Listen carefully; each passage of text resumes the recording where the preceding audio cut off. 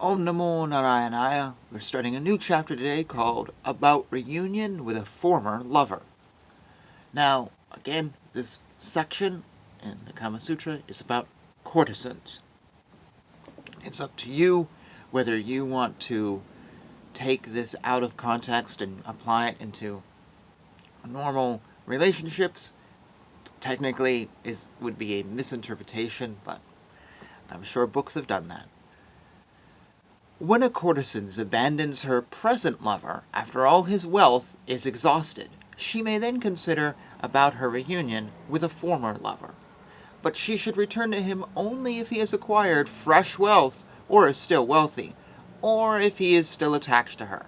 And if this man be living at the time with some other woman, she should consider well before she acts. Now, such a man can only be in one of the 6 following conditions. 1. He may have left the first woman of his own accord, and may even have left another woman since then. 2. He may have been driven away from both women. 3. He may have left the one woman of her own accord and been driven away by the other. 4. He may have left the one woman of his own accord and be living with another woman. 5. He may have been driven away from the one woman and left the other of his own accord. 6. He may have been driven away by one woman and may be living with another.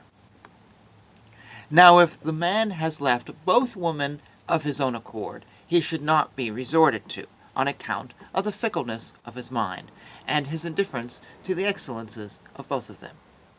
As regards the man who may have been driven away from both women, if he has been driven away from the last one because the woman could get more money from some other man, then he should be resorted to.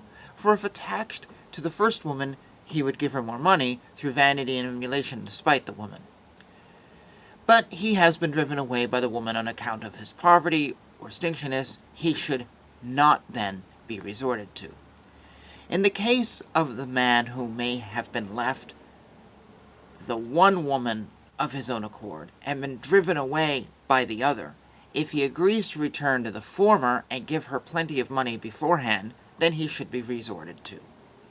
In the case of the man who may have left the one woman of his own accord and be living with another woman, the former, wishing to take up with him again, should first ascertain if he left her in the first instance in the hope of finding some particular excellence in the other woman, and that, not having found any such excellence, he was willing to come back to her, and to give her much money on account of his conduct and on account of his affection still existing for her. Or whether, having discovered many faults in the other woman, he would now see even more excellences in herself than actually exist, and would be prepared to give her much money for these qualities. Or lastly, to consider whether he was a weak man or a man fond of enjoying many women, or one who liked a poor woman, or one who never did anything for the woman that he was with. After maturely considering all these things, she should resort to him or not, according to circumstances.